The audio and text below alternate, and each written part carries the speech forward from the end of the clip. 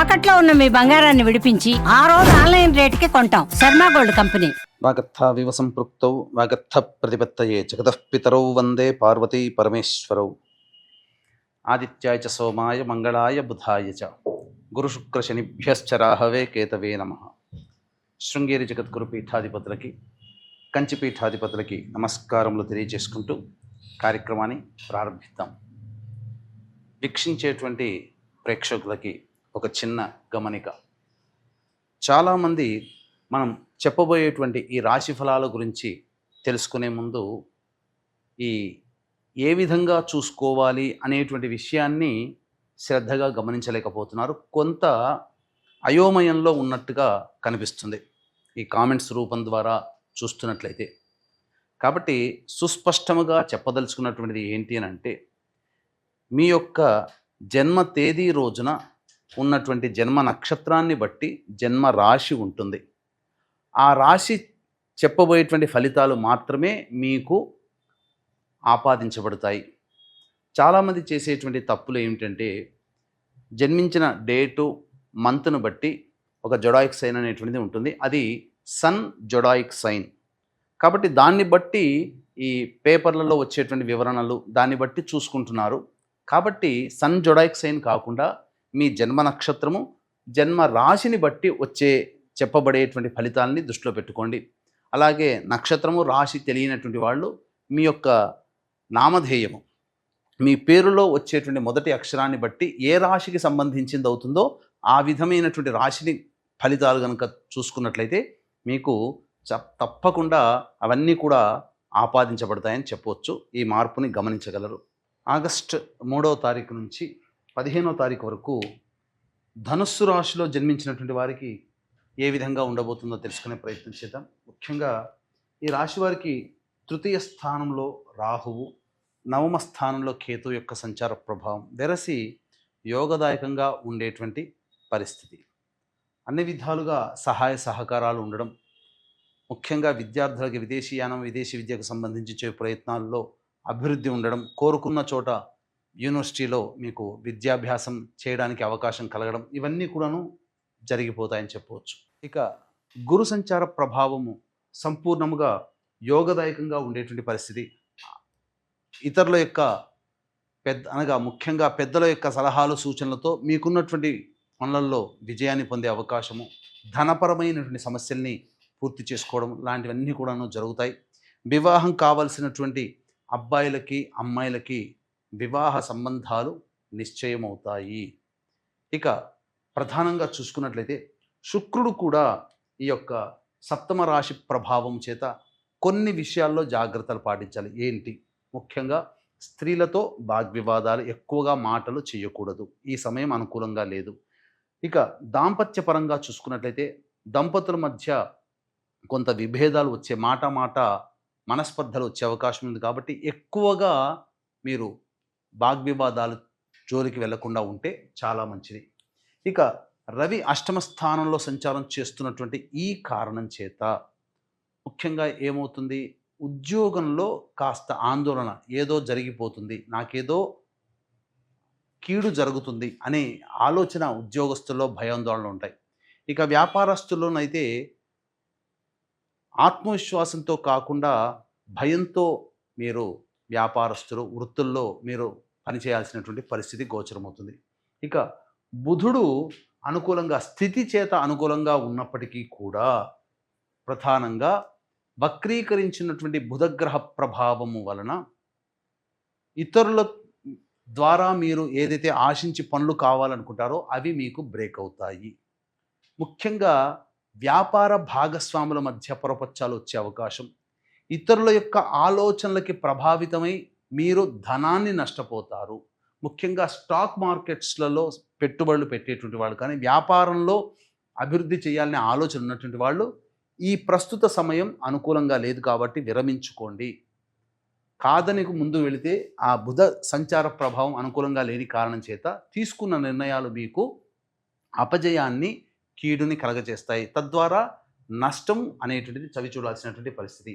ఇక శని ప్రధానంగా అర్ధాష్టమ శని దోషాన్ని స్థితి చేత కనబడుతున్నప్పటికీ వక్రీకరించినటువంటి కారణం చేత యోగకరుడుగా మారి కింది స్థాయి వాళ్ళు మీకు సహాయ సహకారాలు అందించడం, తద్వారా అనుకున్నటువంటి పనులలో మీకు మంచి జరిగేటువంటి అవకాశాలు గోచరమవుతున్నాయి. ఇక రాశి నుంచి, ధనుసు రాశి నుంచి దశమ స్థానంలో కుజ సంచార ప్రభావము, ఇది కాస్త ఒడిదుడుకుల్ని తెచ్చిపెట్టేటువంటిది. వృత్తి ఉద్యోగ వ్యాపారాల్లో అస్థిరత్వాన్ని కలగచేస్తుంది. కాబట్టి రవి అనుకూలంగా లేడు, కుజుడు అనుకూలంగా లేడు. ఈ కారణం చేత ఉద్యోగ మార్పు చేయాలనే ఆలోచన మీరు విరమించుకోండి.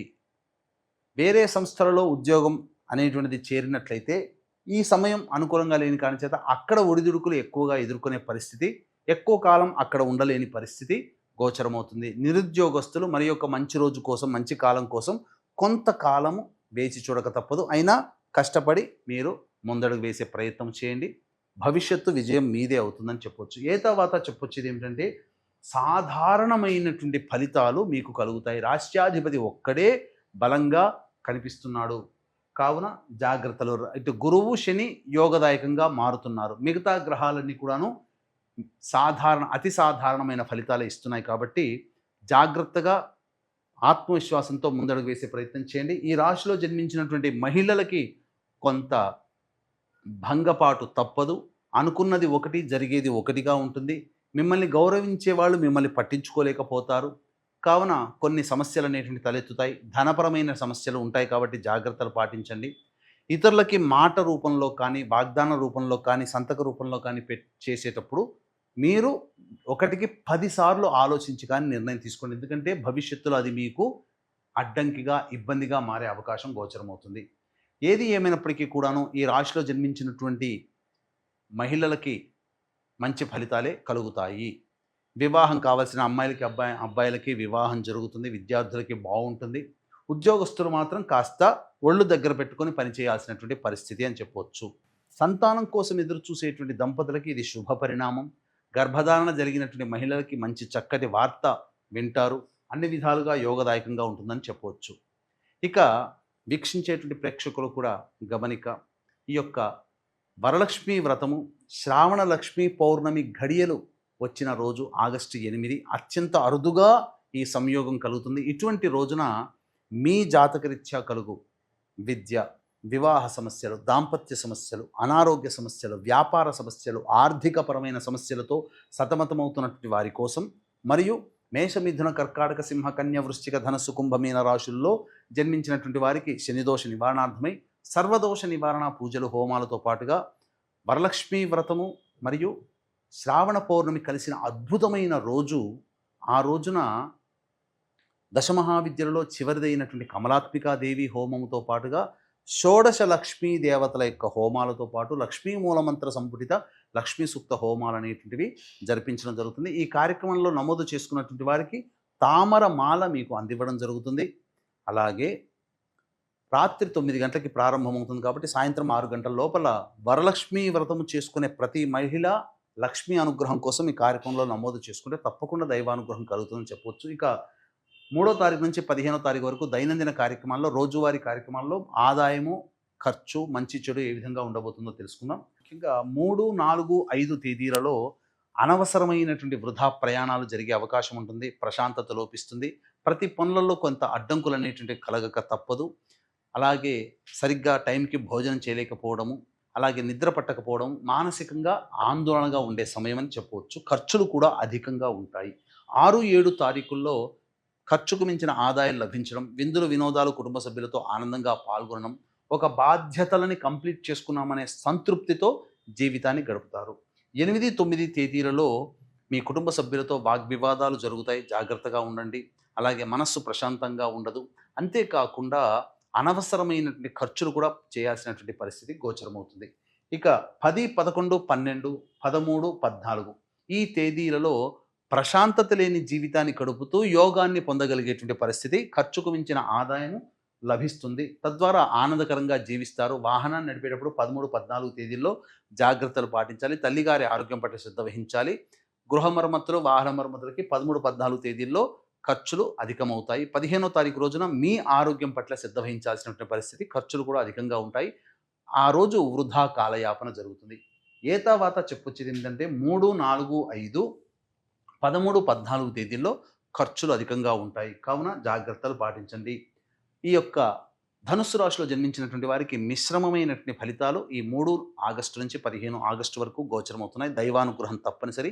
ఇట్టి దైవానుగ్రహం కోసం శ్రావణ లక్ష్మీ పౌర్ణమి మరియు వరలక్ష్మి వ్రతం కలిసినటువంటి అద్భుతమైన రోజున జరిగే వివిధ దేవతా హోమాల్లో మీరు గోత్రనామాదులు నమోదు చేసుకోవచ్చు. సర్వం శ్రీ ఉమామహేశ్వర పరబ్రహ్మార్పణమస్తు.